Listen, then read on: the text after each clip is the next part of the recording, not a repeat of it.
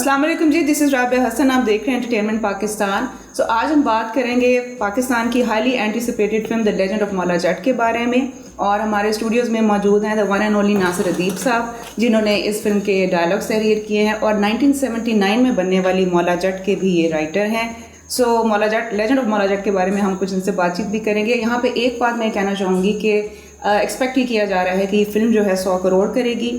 और दूसरी बात यह है कि हमने अपने पिछले प्रोग्राम में एक प्रेडिक्शन की थी और एक रिक्वेस्ट भी की थी प्रोड्यूसर से कि वो इसकी प्रमोशन जो है बड़े मुख्तलिफ तरीके से करेंगे। और अभी मैं देख रही हूँ उनके ऑफिशियल पेजेस पे भी और इंस्टा पे भी कि उन्होंने बड़े इंटरेस्टिंग तरीके से जो है इसकी सारी प्रमोशन जो है वो कंडक्ट कर रहे हैं, विच इज़ हाईली अप्रिशिएटिंग।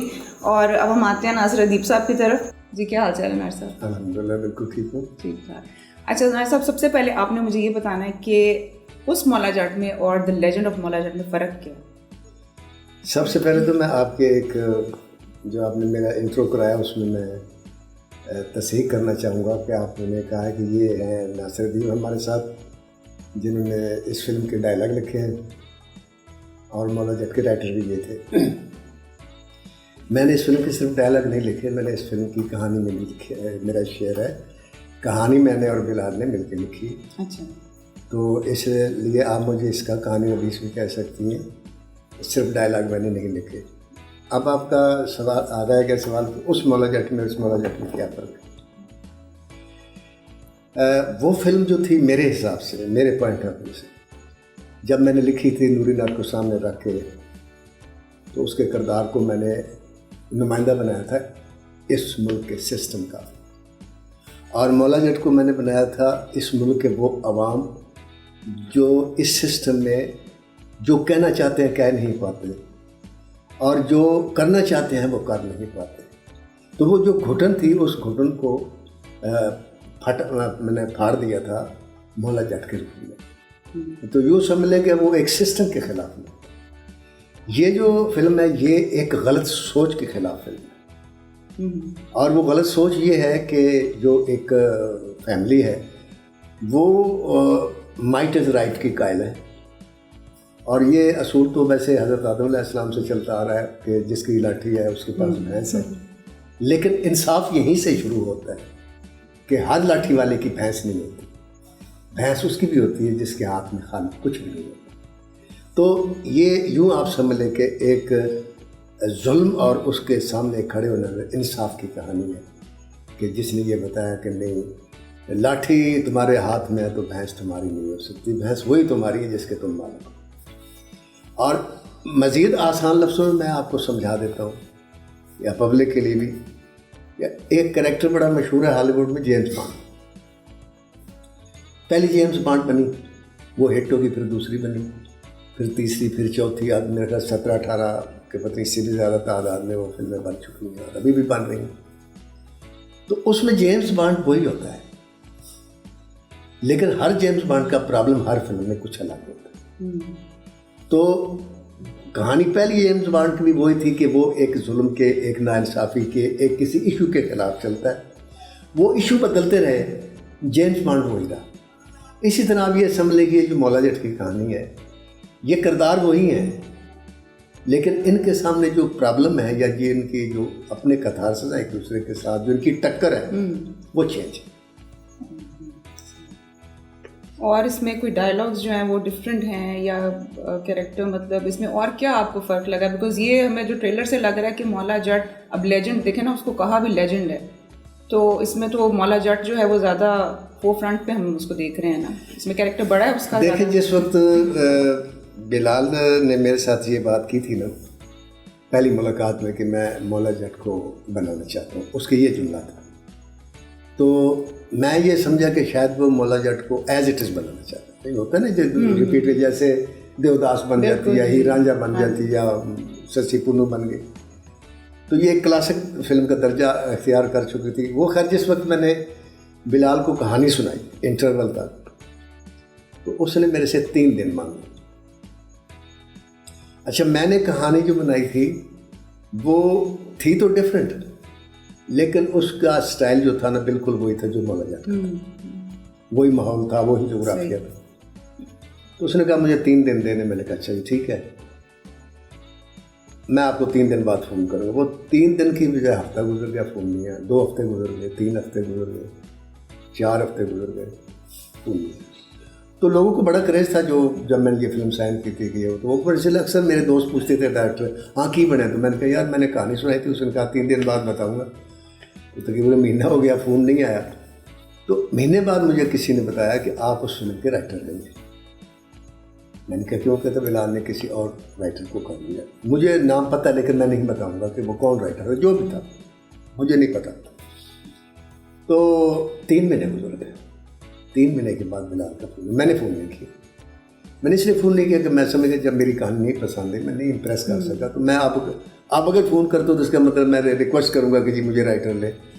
मैंने कहा नहीं, बस एक ही मेरे अंदर कॉन्फिडेंस था कि जट के ऊपर जब फिल्म बनेगी, डायरेक्टर सैसी बिले मिल क्यों ना हो, उसको नासिरुद्दीन की जरूरत है, ये मुझे यकीन था। वही हुआ। कहानी जब उसने बना ली तो मुझे बुलाया, मुझे कहने लगा कि मैंने कहानी बनाई है तो आप सुन लें। मैंने सुनी तो कहने लगे कैसी लगी? मैंने कहा बिलाल साहब मैं आपको समझ गया, आप क्या चाहते हैं। अब जब मैं इसमें शामिल हो जाऊंगा तो ये वो फिल्म बन जाएगी जो आप बनाना चाहते हैं। फिर मैं उनके साथ शरीक हुआ, फिर हम 2-2.5 महीने बैठे रहे, एक सीन पर डिस्कशन, उसमें तब्दीलियाँ हुई, वो कहानी कहीं से कहीं पहुंच गई, लेकिन उसमें उसका शेयर उतना ही रहा, मेरा भी शेयर उतना रहा। कहानी मुकम्मल हो गई।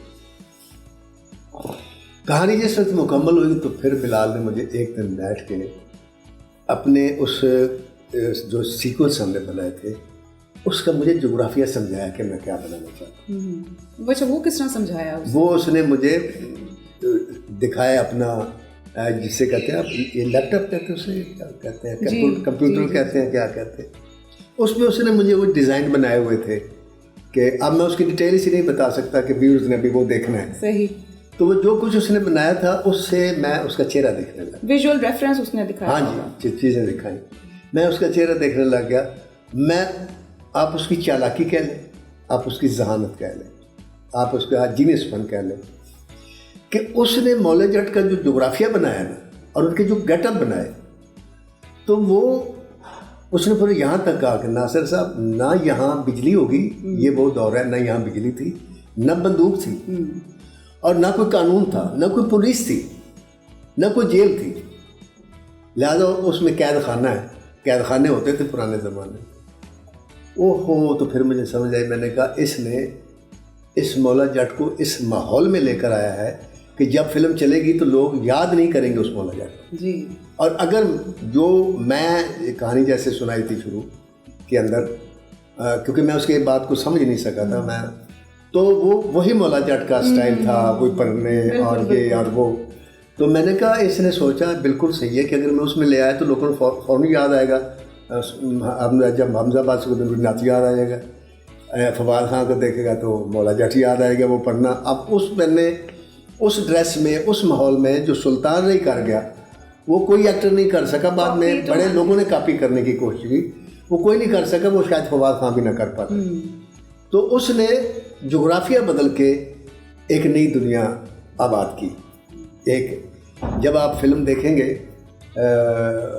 ये मैंने अक्सर कहा है, अगर उस फिल्म को म्यूट कर दें आपको फिल्म की समझ भी आएगी और आप पूरी फिल्म देखेंगे, ये नहीं कि आप बोर हो जाएंगे।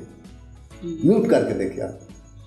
और फिर उसने उसको जो विजुअलाइज किया उसको उसने अल्टीमेट एंड तक पहुंचाया। यानी एक होता है ना कि एक आदमी सोचता है ना, सीन, मैं सीन लिखता हूँ और जब डायलॉग लिखता हूँ तो मैं उस समझता हूँ कि ये जो सीन है ये अल्टीमेट एंड है, इससे आगे मैं नहीं जा सकता। तो उसने उसको जिस वक्त स्क्रीन पे चढ़ाया तो उसने उसका अल्टीमेट एंड दिखाया। वो आपको एक फिल्म देखेंगे आप, बाद फिल्म में देखते हैं तो लोग ताली बजाते हैं, बाद लोग वाह वाह वाह क्या बात है। मुझे ऐसा लगता है कि ये जब फिल्म चलेगी तो लोग सकते में आकर फिल्म को देखते, इवन के ताली बजाने भी शायद भूल जाए, ताली भी नहीं बजाएगी। तो ये जो, और ये बिलाल ने अपने लिए भी एक दीवार बना ली है मेरे हिसाब से, स्टैंडर्ड बहुत ऊपर ले गया अपने, इतना ऊपर ले गया कि मैं समझता हूँ कि अब पाकिस्तान में शायद वो फिल्म ना बनाए। वो शायद हॉलीवुड के लिए फ़िल्म बनाए या इंडिया के लिए फ़िल्म बनाए या किसी बड़े और मुल्क के लिए फ़िल्म बनाए, क्योंकि अब वो हाई पोटेंसी जिस वक्त किसी मर्ज के लिए तेजी आती है ना, उसके बाद आगे दवाई नहीं होती, उसके बाद दुआ होती है कि उन्हें बस ठीक है, उन्हें अल्लाह के हवाले कर। तो ये उसने ऐसा कर दिया है। और बाकी मेकर्स के लिए भी ये मैं समझता हूँ कि दीवारें चीन है। ये टफ टाइम के इसने क्या देना है, लोग इससे इधर उधर होकर कतराएंगे। अब वही बात है कि मौले जट को जब मौले जट के रूप में बनाएंगे तो वो रिज़ल्ट कभी नहीं आ सकता जो आप एक्सपेक्ट करते। जिस तरह इसने अलग करके बनाया, इस तरीके से आप बनाएंगे तो शायद आपकी बचत हो। लेकिन मैं नहीं समझता कि कोई इसको चेज़ करने की कोशिश करेगा। लेकिन इसका ये फ़ायदा ज़रूर होगा कि पाकिस्तान में जो अच्छे डायरेक्टर हैं, जो कामयाब फिल्में दे चुके हैं, जो बड़ी बड़ी फिल्में बना चुके हैं, जिनमें नदीम बेग भी हैं, यासर नवाज़ भी हैं, नबील कुरैशी हैं, सरमद खोसट हैं, और भी लोग जिनका मुझे नाम नहीं आता है क्योंकि बहुत कम देखता हूँ फिल्में। तो वो यकीनन पंजाबी फिल्में बनाएंगे, हाँ किसी हिसाब से बनाएंगे, लेकिन बचेगा वही। देखें, आप भी डायरेक्टर हैं और इत्तेफाक से मैं आपका डायरेक्टर हूँ। आप भी इसी सूरत में बचेंगी कि आपकी फिल्म चलते लोगों को मौला जट याद ना, और पंजाबी फिल्म जब बनेगी लोगों को जहन उधर जाए ही जाए, ये बहुत मुश्किल काम कर सही ऑनरस फर्क होते हैं ना, तो उसमें फिर वो आ जाते हैं। बिलाल ने वो जैसे दीवारें चीन बन गई, अब कोई दीवार नहीं बन सकती मेरे हिसाब से। ये दीवार एक्शन में आई थिंक उसने अपना ये पंजाबी फिल्म की दीवारें चीन है। मौला जट पंजाबी फिल्म की संगे मील थी बकौल महेश भट्ट के। ये फिल्म जो है ये दीवारें चीन। सही। अच्छा, आप लुक्स की बात कर रहे थे तो इसमें सब कैरेक्टर्स के भी पोस्टर्स आए हैं, तो मैं देख रही थी सबके बड़े मज़ेदार हैं गेटअप जो किए हुए हैं। अली अजमत का है, और यही तो आपसे डिस्कस करता था लुक्स वगैरह बिलाल ने? नहीं, गेटअप मुझे दिखाता था, मुझे बना के ना उसके ऊपर कंप्यूटर पे। अच्छा, वो खुद ही उसने सारे कंसीव किए हुए थे, रियलाइज़ किए। उसके बाद फिर वो जब पहले दिन शूटिंग थी, मुझे याद है जब कैमरा ओपन हुआ तो फिर इसने बुलाया, वहाँ हेयर पिन में वो सेट लगा हुआ था, तो वहाँ फिर मैंने देखा तो मैं पहचान नहीं पाया। जब उसके सामने हमजा वासी आई या जवाब आया, अजीबो गरीब किस्म का गेटअप, बड़ा मुश्किल, बड़ी तकलीफ में होते थे, बड़ा टाइम लगता था वो बनने में। तो उसने वो उनके ड्रेसेस आप देखें, वो सेट देखें, आप लाइट देखें। अब जब फिल्म देखेंगी आप लाइट देखिएगा, आपको आज की लाइट नहीं लगेगी। कमाल जो है ना उसका, वो ये है कि जो उसने दुनिया बनाई है वो उस दुनिया से बाहर नहीं निकला, और अगर खुद नहीं निकला ना तो आप यकीन करें ऑडियंस को भी नहीं निकलने देगा, ऑडियंस नहीं रहेगा। अच्छा, सेट्स के बारे में बताएं, क्योंकि पूरा वो जो उसमें हम देखते हैं टॉप शॉट से जो आता है वो पूरा बने हुए हैं, जो वो लोगों का ख्याल था कि कोई फोर्ट है, लेकिन वो फोर्ट नहीं है, वो एक्चुअली सेट ही है जो बनाया है इसने खुद। तो वो भी वेदर की वजह से काफ़ी वो भी डैमेज भी हो गया था, और 3 दफ़ा तो बारिश की वजह से कुछ आंधी आई, 2 सेट डिस्टर्ब हुए थे, एक रोल डिस्टर्ब हुआ था, एक गाँव लगा था पूरा, तो वो भी आंधी तूफान में और बारिश में वो रूड रह गया। फिर दोबारा बनाया, काफ़ी उसका नुकसान हुआ, प्रोड्यूसर का नुकसान हुआ। तो ये उसी प्रिंट में आप जहाँ पे कह रहे हैं हायर प्रिंट जो था वहाँ पे था बना? नहीं, अच्छा, ये यहाँ जो गोल आप बात कर रही है ना, किला फोर्ट है, जी जी, वो तो था ये सोजो वाटर पार्क, वहाँ सेट लगा था इसका, वो जो आपको फोर्ट नजर आता है। और वो जो गाँव वो हेयर प्रिंट में लगा था, हेयर प्रिंट से बल्कि आगे जाकर लगा था। अच्छा, मुझे ये बताएं कि सबसे अच्छी फ्लुएंट पंजाबी किसकी थी? हमजा वासी। अच्छा, आप मज़ेदारी की बात बताऊँ, फिल्म बनाने चले मौला जट, ना हमारा हिकमत को पंजाबी आती है, ना बिलाल अशारी को आती है, ना उसके चीफ असिस्टेंट को और किसी असिस्टेंट को आती थी, ना किसी एक्टर को आती थी। तो कितना मुश्किल काम था। और देखें उसको उसने बनाया, तो फिर वो क्या करता था कि मैं सीन लिखता था ना, वो मैं कहता था ना सब रिकॉर्ड करवा दें, तो मेरे मोबाइल में रिकॉर्ड कर लेते थे सीन, उसमें मेरी टेम्पो जो मैं विजुअलाइज करता था, वो फिर वो सीन भेजता था। हमारा को उसको मायरा खान को भेज दिया, इमामा को भेज दिया, हमजा वासी को भेज दिया, बिलाल उसको फवाद खान को भेज दिया। वो फिर सुन के देख के बोल के तो फिर आपको दिमाग आ गए। अच्छा, कुछ लोग देखें इसको वो लेते हैं एज ए नेगेटिव लेते हैं कि अच्छा नहीं आती पंजाबी, लेकिन मेरा ये ख्याल है कि अगर कोई एक्टर एफर्ट कर रहा है एक नई ज़बान सीखने के लिए, मतलब नई ज़बान तो उस तरह नहीं है उनके लिए, सुनते तो वो हैं सब लेकिन फ्लुएंटली बोल नहीं पाते, और अगर उन्होंने इतनी एफर्ट की है कि उन्होंने सीखी है और उसका डायलेक्ट और एक्सेंट पूरा सीख के वो बोल रहे हैं, तो बहुत बड़ी बात है। अच्छा, मायरा भी आपसे डिस्कस करती थी, पूछती थी क्या किस तरह से? हर आर्टिस्ट सिवाय हमजा बासी के डिस्कस करता था। ये किसी को कोई प्रॉब्लम होता था, अव्वल तो वो नौबत इसलिए नहीं आती थी कि मैंने आपको जैसे बताया कि पूरी फिल्म रिकॉर्ड करवा के बिलाल साहब अपने पास रख लेते थे। अगर कोई मसला होता था तो वो फिर मेरे से फ़ोन करके पूछते भी थे। वैसे मैं सेट भी अटेंड करता था। एक डायलॉग की आपको मिसाल देता हूँ कि फवाद खान को रिकॉर्डिंग हो गई, वो उसने याद भी कर लिया। अब जिस वक्त वो बोलने लगा, टेकिंग का सिचुएशन आई, तो उन्होंने बिलाल से पूछा कि इसका मतलब क्या है। उसमें एक लफ्ज़ था रन्ना, डायलॉग था कि मैं थे वैर नहीं, मैं थे रन्ना बयान नहीं, वैर बयान आया हूँ, ये डायलॉग। अब वो बिलाल से पूछते रन्ना की होता है, वैर की तो उन्होंने समझ आ गई। बिलाल ने, मुझे भी नहीं पता। फिर उसने मुझे फ़ोन किया बिलाल ने, मैंने को उन्हें बताया कि रन्ना जो है रन की जमा है, रन का मतलब है औरत, और डायलॉग का मतलब यह है कि मैं यहाँ औरतों से शादी करने नहीं आया, मैं दुश्मनी या इंतकाम लेने आया। फिर उसने तो ऐसी सिचुएशन आती थी, लेकिन उन्होंने बड़ी मेहनत की साहब ने। और डबिंग ख़ास तौर से जब मायरा खान ने डबिंग करवाई तो मैं सामने था, एक एक मकालमे पर बार बार पूछी थी ठीक है, और बिलाल भी साथ बैठे होते थे, फिर जिस वक्त हम मौके करते थे कहते ठीक है। अच्छा, कोई 3 ऐसी चीज़ें आप बदलना चाहेंगे लेजेंड ऑफ मौला जट में अपने हिसाब से? आपको क्या लगता है, अगर आपको अपना कोई आइडिया हो तो क्या 3 चीज़ें बदलना चाहेंगे?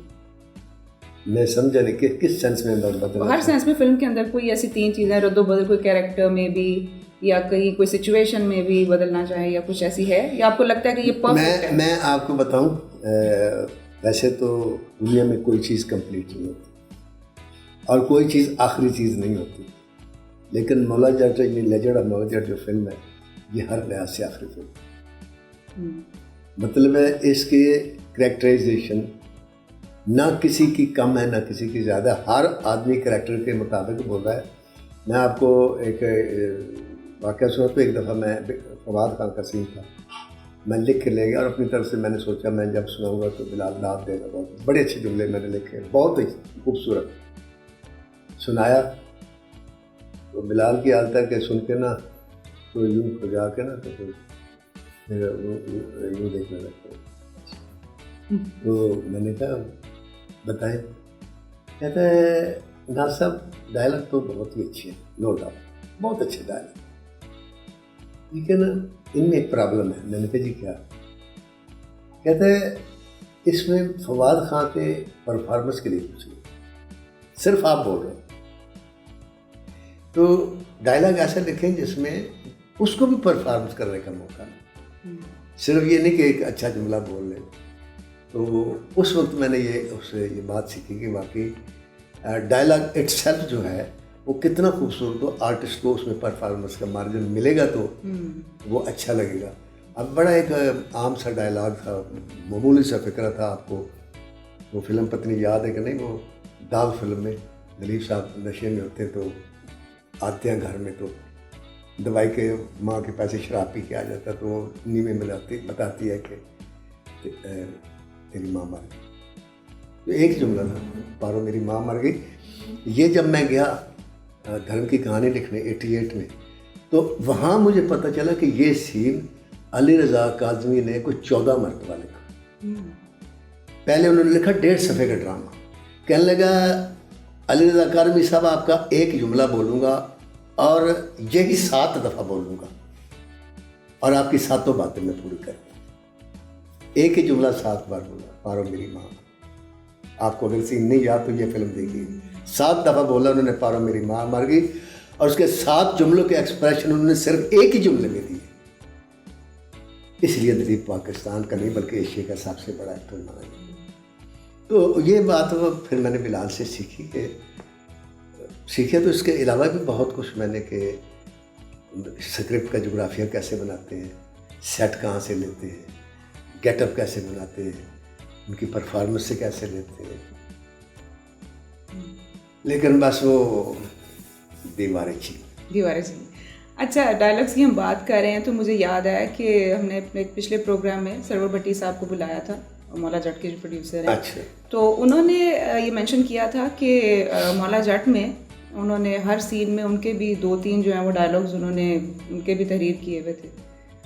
आपका क्या कहना है इसके बारे में? मैं राबिया जी कलाम पाक की को बात तफसीर मैंने पढ़ा है, तो एक आयत है कलाम पाक की कि मत समझें कि ये लोग जो ऐसी बातों पर खुश होते हैं जो उन्होंने नहीं की होती, और ऐसे अमलों की तारीफ़ करते हैं जो उन्होंने नहीं किए होते, आप देख लें इनका ठिकाना जहन्नम होगा। हल्फन ये कह रहा हूँ कि पूरी मौला जट में एक मकालमा सरवर भट्टी का मैंने यूज़ किया, और वो मैं हमेशा जिक्र करता हूँ, कभी ये नहीं कहा कि भाई मैं नहीं करता, क्योंकि जब इंसान झूठ बोलता है और इंटरव्यू में ख़ास तौर से बोलता है या तहरीर में बोलता है या अखबार में देता है, वो झूठ ट्रैवल करता रहता है ता क़यामत, और उस झूठ की उसको सज़ा होती है। यही वजह है कि मैंने कभी अल्लाह की रहमत से इस सिलसिले में कभी भी झूठ नहीं बोला। वो जुमला था कि आज तो बात तेरी वैसाखी जदों ज़मीन ते बचेगी, इहदे चों ठकदी नहीं नूरी नत दी आवाज़ आवेगी। ये जुमला सरवर भट्टी का, और मैंने एज इट इज़ रखा, ठीक है, जिसको नूरी उसने मुस्तफा कुरैशी साहब ने अपनी तरफ से 3 दफ़ा दोहराया कि आज तो बात तेरे चो ठक ठक ठक दी नहीं नत नत नत दी आवाज़ है। ये उसने इसको और वो आगे बढ़ा दी, इसके अलावा उनका कोई जुमला नहीं है। ओए अज तो बात जदों भी तेरी विसाखी जमीन ते बचेगी ते ओदे विचों ठक ठक ठक दी आवाज़ नहीं, नूरी नत नत नत दी आवाज़ आएगी। एक बात, दूसरी एक और बात आज मैं पब्लिकली बताता हूँ, फिर कलमा मोहम्मद की कसम खा कर कहता हूँ। सरवर भट्टी अक्सर ये बात करते थे कि मौला जाट की कहानी मैंने लिखी, मैंने ये लिखा वो लिखा फलानी। जब मशहूर होगी फिल्म 6-7 महीने चलने के बाद, तो मैंने एक दिन 15-16-17 आदमी बैठे हुए थे चौधरी इस्माइल के कमरे में, तो उन्होंने मेरे से कहा यार मैं 10 मौला जाट सरवर भट्टी के अंदर मैं लिखी। मैं क्या बुलाओ उन्होंने, आज हमने इसको मैसेज भेजा। मैंने कहा मैं 17 आदमियों के सामने बीच में कलाम पाक रखूँगा, आज फैसला करूँगा। ये नहीं आया। रात को तकरीबन 11-12 बजे ये मेरे पास आया अकेला, मैं और मेरा असिस्टेंट साजिद बैठे हुए। कहता तुसी मैंने बुलाया सी की वजह से? मैं बताया, मैंने कहा मैंने इसलिए बुलाया था कि आप ये क्यों कहते हैं। अब उसका जुमला सुने। इसने एक जुमला बोला, कहता है नासिर अदीब साहब, बंद कमरे में मैं ये मानता हूँ कि मौला जट की कामयाबी में 90% आपका हाथ है, 10% में बाकी सब है, लेकिन बाहर में नहीं मानूंगा। ये जुमला उसने बोला। उसके बाद फिर मैंने इसको नहीं छेड़ा। मैंने कहा ठीक है, इसको शोहरत हो, क्या वो शौक़ है अपनी तारीफ़ करवाने का, अपने आप को बड़ा ऊपर साबित करने का। हर वक्त मैं मेरे से प्रोड्यूसर कोई अच्छा नहीं, मेरे से फ़लाँ कोई अच्छा नहीं, मेरे अलावा कोई फ़िल्म नहीं बनाता। मैंने कहा ये इसकी आदत है, ये आदत जो है इसको खुद ही कहीं ना कहीं पहुंचा देगी। मैं इसकी कभी तरदीद नहीं करूँगा। उसके बाद मैं कभी नहीं बोला, लेकिन आज मैं इसलिए बोला हूँ कि आपने मुझे ये जब कहा ना कि आगे तो यहाँ तक था ना, वो कहता था मैंने कहानी लिखी या मैंने वो लिखा। कहता है नूरी नात भी मेरा किरदार है, दारो नत भी मेरा किरदार है, माखा भी नात भी मेरा किरदार है। उसकी जानवरियाँ भी मैंने लिखी, उसमें भी मुस्तफ़ा कुरैशी मोती डोगर का रोल किया था, वो क्यों नहीं कहता वो मेरा किरदार है। उसमें सुल्तान राय ने जो रोल किया था वो क्यों नहीं कहता वो मेरा किरदार है। उसमें इकबाल हसन ने सिख का रोल किया था, चंद का, वो क्यों नहीं कहता मेरा किरदार है। ये सिर्फ मौला जट के नूरी नाथ को क्यों कहता है। नूरी नाथ एक विलन था, दारो नथनी एक विलन थी। दारो नथनी का किरदार वैशी जट में था एक्चुअली, वो भी इसी तरह मगरूर थी। इसने वहीं से ये चुराए किरदार, जब ये मेरे सामने सुनाए, इनको किरदार बनाया मेरे मकालमों ने। तो इस किस्म के क्रेडिट लेना, बहरहाल मैं तो इस चीज़ को इसलिए माइंड नहीं करता कि इज़्ज़तों और अज़मतों को मालिक खुदा है। कोई किसी कहने से छोटा नहीं होता, कोई किसी की तारीफ़ करने से बड़ा नहीं होता। बड़ा वो होता है जिसको अल्लाह बड़ा बनाता है और वो लोगों को दिलों में बिठा देता है। ठीक है, आप कहीं भी चले जाएं, अब मौला जट का जब जिक्र आएगा तो हर आदमी के ज़हन में सबसे पहला नाम जो आएगा ना, वो नासिर अदीब आएगा।